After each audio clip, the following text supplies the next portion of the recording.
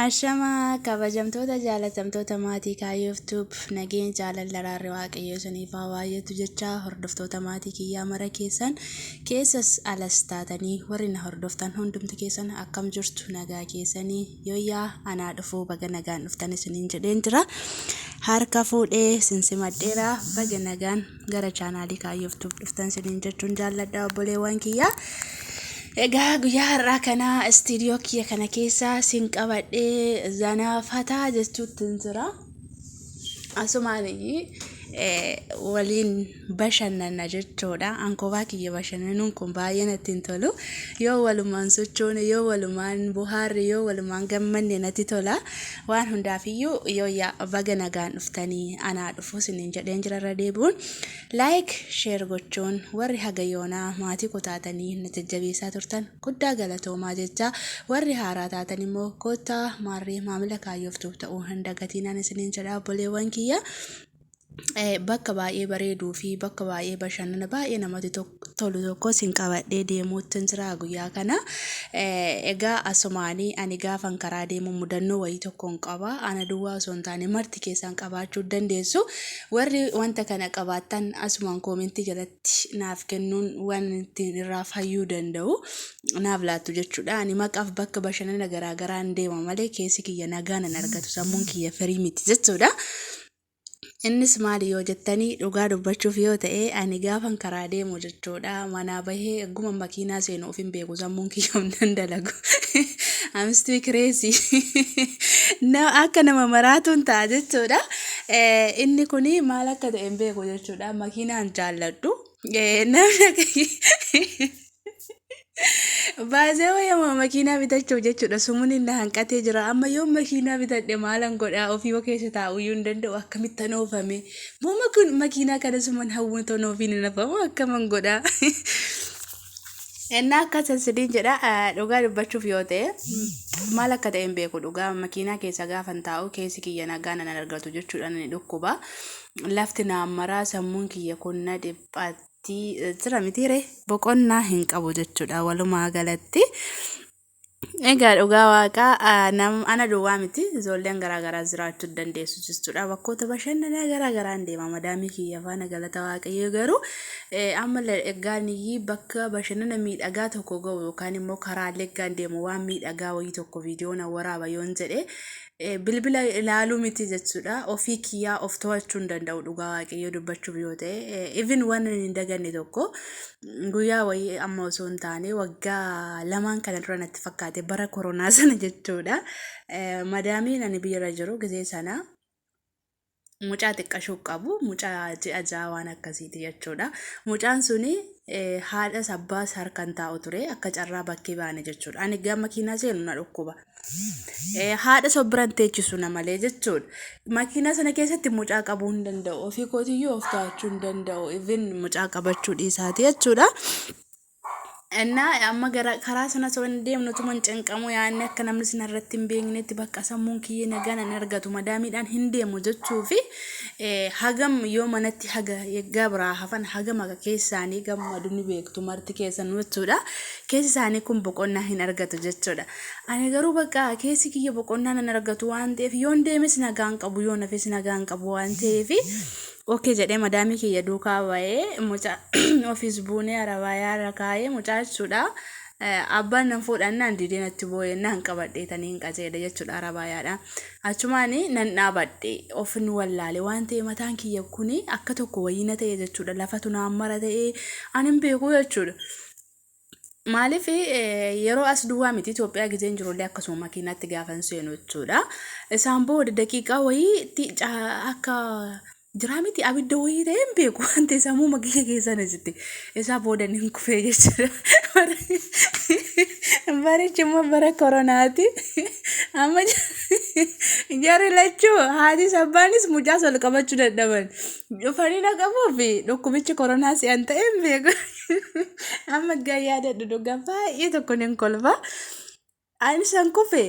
Niitiinis achuma dhaabattee taafte namichi isa dhaabatee tafe mucaan anuma jolaan ala dhaabate. Ogaa ennaa akkasiin ture bara sana hin dagadhu jechuudha.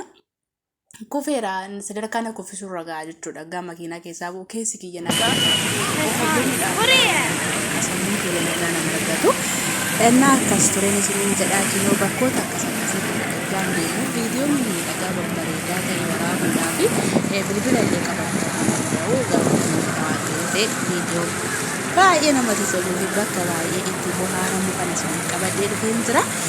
Asumaan itti bohaaraa isin jechuun dhaamsa kiyyaa obboleewwan kiyyaa egaa maal hin jedhare koottaatti bohaaraa jechuuf kabee garaagaraachuu dandeessu.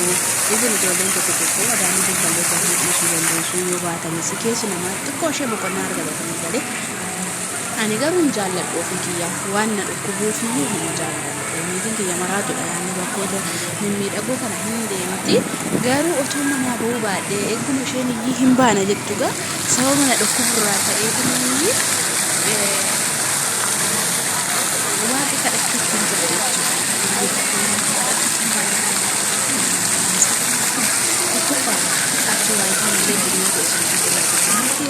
Lammaffaa immoo jechuudha silaa isinitti yoo nurraa siqte nama dhukkubaa qabame taaneera jechuudha lola obsuu waan dandeenyu na fakkaatu. Innaa akkasan isiniin jedhaa itti bohaaraa itti bashaashaa faabittiin itti jedhaayi baay'ee kan iddoo kan baay'ee namatti tolaa biyyoota garaagaraa irraa kan daawwatanidha. Fudhannillee as keessa jiranillee wantoonni as keessa jiranii ani sababoota nuti godhanii jechuudha afaan dubbatu nama waamu kan aarsaa bakka bashannana baay'ee namatti toludha. Telefooniin fi badeera na bikin bulutoos jechuudha. Namoonni iddoo hedduu namatti toluu fi iddoo keessi namaa itti boqonnaa argatu waan ta'eef baay'ee dassu nama jedhaa itti boqonnaa siniin jedhaa warri akka namaa baatanii makiina keessatti sifataa immoo waaqayyo dhugaa hundi keenya yaadatu waan hundaafuu farda keenya bulloo keenya yaabbannee garmaamna Oromiyaa keessa malee makiinaan nuu hin barreenne isiniin jedha yaamani karaa dheeraa yoo ta'e miila kiyyaarii fi deemuu biyya makiinaa sababni isaatiyyuu seentoon uumaa jenna seentoon nagaa kiyyattiin deema jechuudha. Garuu makiina xixiqqoo kana ani beeku dhugaa hin danda'u keessi kiyya nagaa nama argatu. Maal akka ta'e hin beekuun isiniin jedhaa warri sun dhukkubee akkasitti ittiin fayyitan yoo jiraattan wanti isin fayyisu yoo jiraate fayyisuu hin dandeenyaa isiniin jedha. Obboleewwan kiyyaa kinoo kana fakkaataa bakka namni amma isin bashannansiisaa jiru sitti bohaaraa faabittiin itti jedhaayi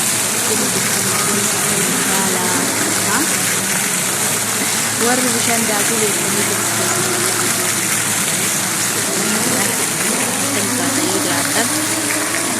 tasgabbaa isiniin jechuun jaalladha. Sababiin isaatiyyuu bilbila keessatti argitanii bashannanuu baatanii akkasuma immoo warri bakka bashannana garaagaraa deemuuf oduu fedha qabanii isinii jechuu dhiisanii waaqayyo isin gargaaruu isin mijeessuun isiniin jedha.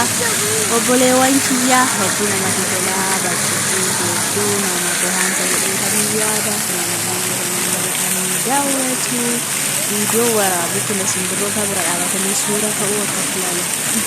Simbirroo biratti guddannee wajjin midhaan eegaa simbira irraa eegaa boqqolloo irraa eegaa mishingaa irraa eegaa guddannee jarri kun asitti fakkii simbirroollee yoo arganii inni mararsiifatu ni jaallatu kunillee mana keessa kaa'atu. Nu garuu bakkeetti ilaallee deemna. Kan akka biyya keenyaa kun hin jirtu isiniin jedha maaliif isaan manatti bitu adurree manatti bitu saaree manatti bitu galata rabbii hundi fayyadu badhaase barbaadni kan isaan beektoota kan dubbaa ta'uu as baanu giriini yoo achi baanu giriini kaffalanii birriidhaan ilaalu nu garuu kennaa uumamaati qabna wantoota akkas akkasitti bashannanan kana yoo ta'e malee wanti nuti dhabne hin jiru kan argaa jirtu baay'ina namootaa jechuudha. Bakka garaagaraa irraa guyyaa boqonnaa eessarraalee dhufanii iddoo kanatti waliin jechuudha. Hoteelota gurguddaatu kan jira. Waayifaan iddoo kanaalleetiyyuu yeroo waayifaa sarchi godhachuu seenanii lakkoofsa ruumii hoteelaa nama gaafata. Rumee irratti hidhamee jira waan ta'eef kinoo lama argaa jirti ijoolleen as keessa jechuudha. Ijoolleen Itoophiyaa madaamii duuka kan deeman madaamiin isaaniillee kan nama dubbisiisne jirti jechuudha. Ani akka carraa ta'e iddoo kanatti mucattii Itoophiyaa tokko arge mucattii tokko argeetti dubbadhe jennaan madaamiin naga laammattee achuma na dhiyeessee biraa deemee garuu ani ijoolleen Itoophiyaa akkanatti dhufanii waaqi kindandee obsa godhadhee biraan darbu jechuudha. Keessi kiyya bakka nan gammada bakka gammachuu wayiitu keessi kiyyatti na dhagahama hayi qonjoo toon jedhee daawwachuudha. Yookaan immoo tooratti deemee dubbisee dhungadhee wajjin haasa'ee illee keessi kiyya nagaa na argata bakka nin gammada sinii galee. Akkas ture garuu yaa'u yeroo tokko gaa baay'isee wayii madaamoonni namaaf hin eeyyamanii amma guyyaa kaleessa mucattii wayii jechuudha. Kennaa kennuuti Ugandaan itti fakkaatte mucattiin Itoophiyaa miti jechuudha. Madaamiin ishee yaada barbaadee qabdu mana kanaa jechuudha.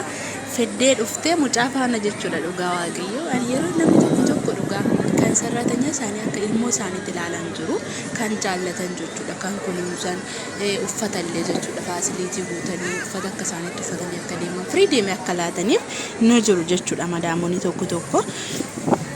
Garuu tiyyuu jechuudha madaamoonni tokko immoo waaqetti noggaawanii nama uffachuu namni illee akka itti dubbatu barbaadanii yoo dhiqatanii jaallatanii yoo uffatanii jaallatan jechuudha. Isaanii gaditti gadi jedhanii akka jiraatan fedhu sababiin isaatiyyuu isin beektu jechuudha.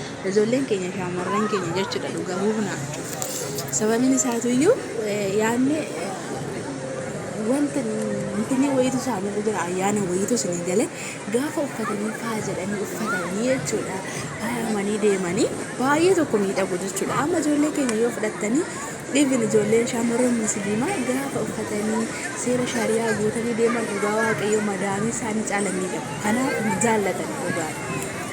Sababiin isaatu yoo uffatan isaan caala waan miidhaganii fi uffata istaayilii isaa eeggachuu jechuun caammaa gahaa ta'ee wantoota mimmiidhagoo ta'e gaafa uffatanii isaan duuka deeman hin jaallatan. Kanaaf jecha uffata isaanii gammachiisne uffisuudhaan of duuba bakkee sun akkasuma ijoolleen gaafa dubbisan hin jaallatan jechuudha.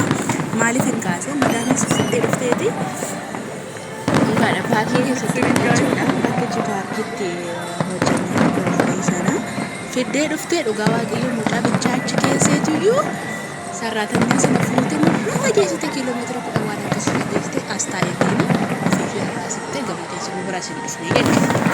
Dhugaa baay'ee tokko natti dhagahameetu keessi kiyyaa dhugaa inni hin gadde waaqayyoo nama qabee kiristoos sababiin isaatiyyuu namni namadha bakka galaas eenyuti gaarii jiru gaarii jibbaa nus ikkoo majaraatti namadha osoo laa nun miidhagu bakki isaan uffatanii deeman kun isaan keessa jiraatan kun keessa isaanii wakkii fakkaatoo deemu kana jechuudha. Uumamatu isaan miidhagsee bara odoo nuti mana keessa hin turre ta'e bara tortoranii biyyi namatti gadi ba'an ture garuu jechuudha. Akka nuti mataa keenya qabannu barbaadan akka nuti barbaadan kana yeroo kana isinitti hin dhagahaminaa isinin jedha. Nuufis guyyaan jira waaqayyo guyyaan nuuf qaba. Iddoo ammaa kana argaa jirtanii baay'ee tokko namatti tola iddoo kana jechuudha. Sagalee isaa mootiin godha malee ittoon sagalee isaa ol ka'ee baay'ee nama bohaarsaa maqaa irratti godhee yaada. Kenala yoo cita baatee ta'ee iddoo madaamiin isheen irraa buttee deemtu jechuudha. Dhaqee waan hojii gootee fideetanii baawwadde isaa jechuudha. Laatti kallami kaddaamtee kaddaama kiyyatti dubbatiin naan jettee naanii waan dadda itti deddeebisan tilasana qolii lawaa yeroo inshallah naannitti nu bira dabartee baay'ee keessa kiyyaa inni gaddi sababiin isaatii namni biyya abbaa ofii gaafa bahanii qilleensa arganii ta'anii nama ofii iyyaan arganii mo'atu dhugaa waaqayyoo dubbachuuf yoo ta'e akka waan haadha ofii arganii akka waan obboleessa obboleettii ofii maatii ofii arganitti keessa ofii boqonnaa argatan. Ingalee keessa ofiitti gammachuu wayiitu namatti dhagahamaa sinin jedha obboleewwan kiyyaa sababiin isaatiyyuu gaafa dadhabnee hojii irraa gadi baanee boqonnaa xiqqooshi fudhannu keessa keenya ni gammada waan ta'eef akkasuma namoonni uffataa keenya kan jiruufi keessi keenya gammachuu guddaa argata baay'ee tokko nu gammachiisa baay'ee Kennaa baay'ee tokko namatti tola baay'ee nama gammachiisan sinin jedha egaa jajjabaadhaa maatii keessanii Egaa gaafa biyya abbaa keessanitti galtan faaliin ta'anii barbaadatu biyya qabna baay'ee biyya keenya wajjin dhugaa akka har'aa kan hin ta'u wanti hundi haala godhatu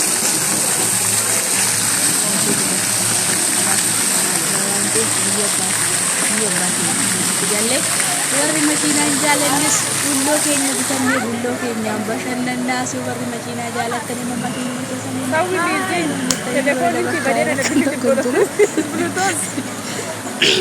kanaafiyyuu biyya hambaa keessatti hinaafnu oromiyaa keessa jallee bashannannaa saniitiin jaalladha tokkodeewwan kiyyaa kan dabarre sagalee waaqayyoo duwwaadhaa inni kaleessaanii dabarre guyyaan gaddaa har'aa hundumti isaaniiyyuu darba wanti hin dabarre hin jiru kanaafiyyu nu abdii kutuutiin nu barbaachisu nuuf jireenya nuuf boqonnaadhaan isiniin jedha obboleewwan kiyyaa dagantaan kiyya gara xumuraatti jiran akka fakkaate waan hundaafiyyuu guddaa galatoomaa ulfaadhaa hedduun isin jaalladha obboleewwan kiyyaa jaalalli kananni keessan galalli keessan bilisummaa haa ta'u isiniin jedha waan jajjabeessuun dagatiin namni waliif gaachana warqee harkaa qaban wantoonni harkaa qaban jechuudha kanaafuu walaafuu abnu yemtu wajjajjabeetini yemtu wajjajjabeetini yemtu waliinkan yemtu wali asakana jiru sinjada obboleewwan kiyya yemtu wajjajjabeetini yemtu waliinkan yemtu tokkummaan yemtu waliin yemtu dogoggora keenya irra waliif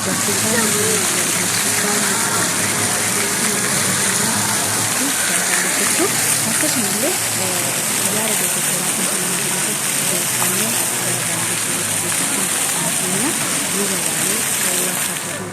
wal cabsuu osoo hin taane wal qeequu osoo hin taane ijoollee abbaa tokko waan taane ifaaf iftoominaan walaa jajjabeessinu yaada dogoggora kiyyaarraa kan fooyyessitan abdii guddaa qabaa galatoomaa hedduun isin jaalladha obboleewwan kiyyaa akkasan isiniin jedha warri galagalatee gargara gaarii qabaadhaaf warri biyyaa kee biyyaa gaarii qabaadhaaf warri jaalala guyyaa badhaadhidhaan isiniin haa ta'u baay'ee galatooma.